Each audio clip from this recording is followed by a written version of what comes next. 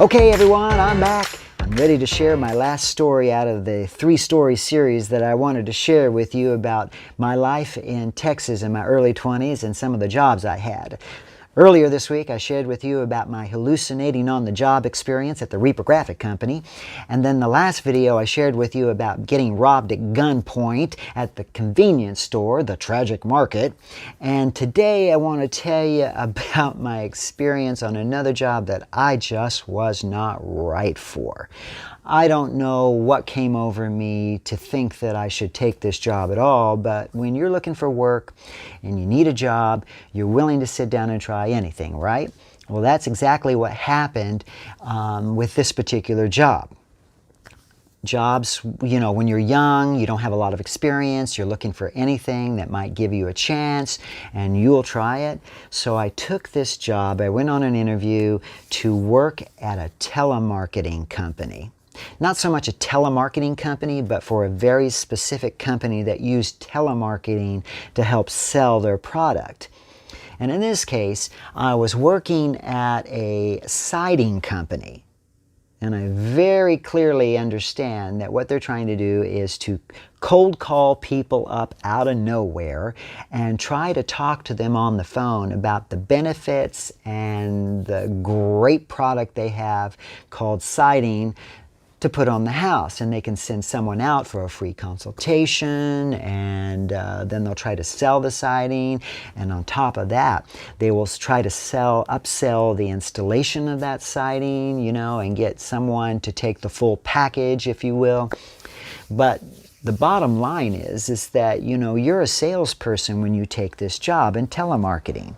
It was really a telemarketing type job. And I went to work there, and they give you a list of phone numbers to call, and your job is to meet a certain quota. Okay, so the pressure's on for you to get on the phone and really sell yourself, sell the company, and sell the product, and get that customer that you're calling to actually listen to you and pay attention to what you're saying. And if you get a phone message machine, you just leave a message, or if you don't get an answer, you just go down the list and you start calling all those numbers. And whatever happens, happens.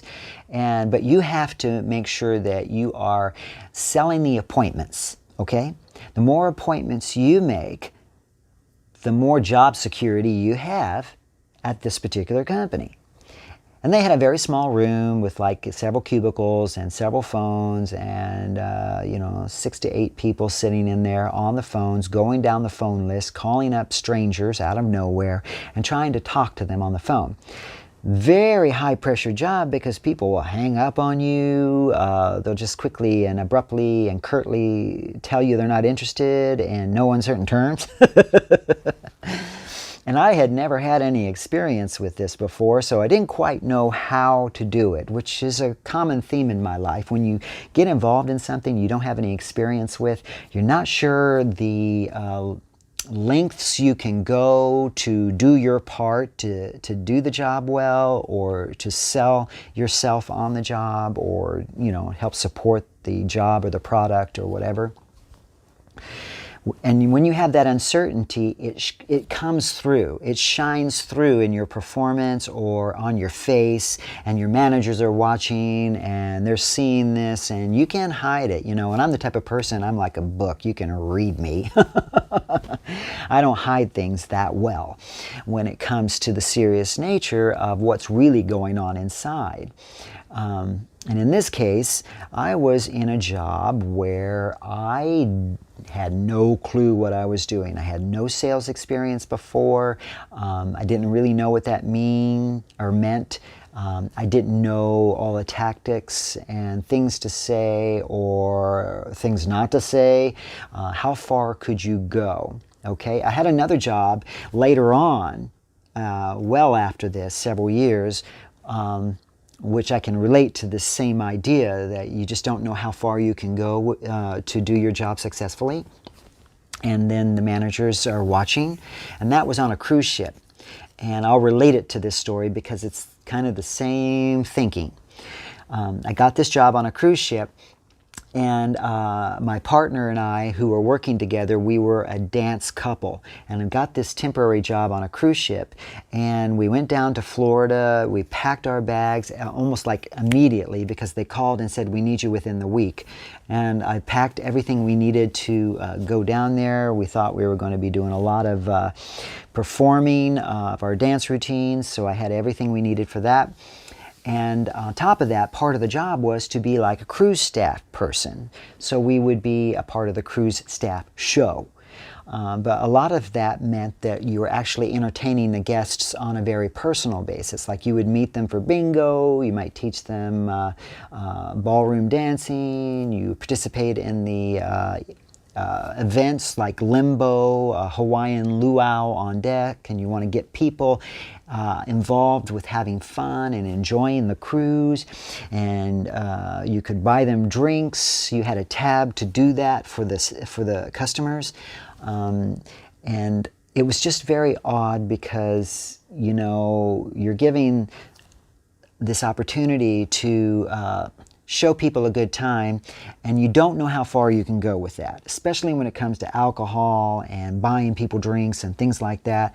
And at that time, I was just too young and naive to know how to do that or if it was okay to do that. And so there was a hesitation look, I'm sure, on my face all the time. But we were working to do our best to make the best of the situation. And eventually, of course, because I didn't know how to navigate and maneuver inside of this job position, because I never had that experience, no one ever told me enough information or trained me or gave me the guidelines for which I could operate under in an effective and efficient manner, that I was released within about a week out on the cruise. So I had a free cruise for a month, or for a week, and but I didn't keep the job because I didn't know what I could and could not do within the guidelines of my job position. And nobody shared that with me. So that's a very strange experience and feeling to have inside of a job. Now, putting that job aside and going back to the telemarketing job, it was exactly the same thing, where I had no idea what I was doing. I didn't have enough information to guide me, and I didn't have any help from management on what to do to improve it or to feel comfortable in the job position, which is ultimately what it comes down to. Because if you're comfortable in your job position and you're giving it your best go, and you feel like you're learning and you're overcoming obstacles and scenarios, and you know you're succeeding to a certain level to keep the job going, then everything is great. But when you don't get the support that you need in these jobs, and you're not given the information that you need to be successful, and nobody's training you, nobody's guiding you, you're just kind of thrown in there and expected to sink or swim, no kidding, which wasn't good on the cruise ship, right? Then you can't be successful and you don't feel comfortable in your job.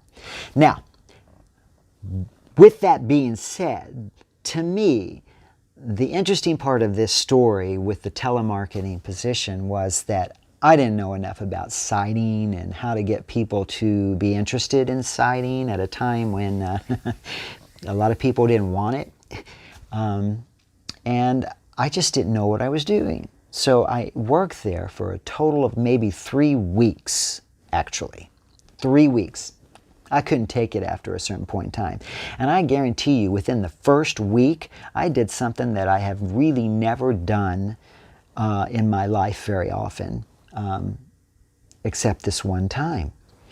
And that was, I would start coming to work, and this was within the first week. I was so stressed out by this job and not knowing what to do, and I couldn't get my quota met. I couldn't get people to accept an appointment to go and have someone come out and talk to them in person about siding for their home, that I started bringing a big gulp type cup, and I put orange juice in it and champagne. I was drinking mimosas while on the job, folks, and that's not good. Something was wrong right away. And And I'd be drinking my mimosa and trying to get on the phone, and I would be stalling and everything like that. I did everything to avoid the job after a certain point when I realized I didn't know what I was doing. And that wasn't good. So if you're not happy in your job and you can't figure out how to maneuver through it and you can't get guidance or help from the people who are in charge, then I think it's best for you to look at changing that opportunity and getting out of there. You know, if you're not happy, then you're responsible for your own happiness in that capacity, and you can just say, look, this just isn't the job for me. Thank you anyway, and move on. So, there you have it.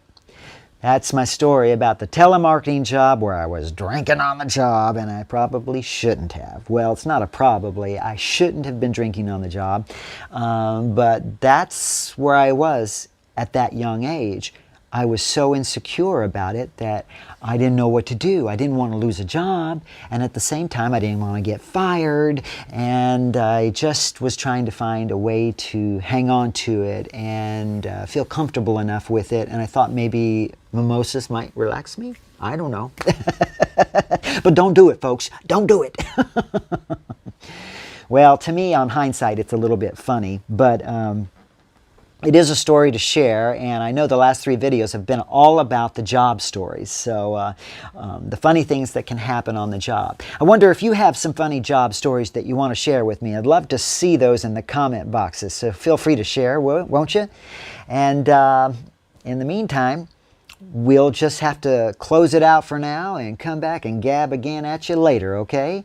Until then, y'all have a good one, and I'll see you next time. Bye-bye.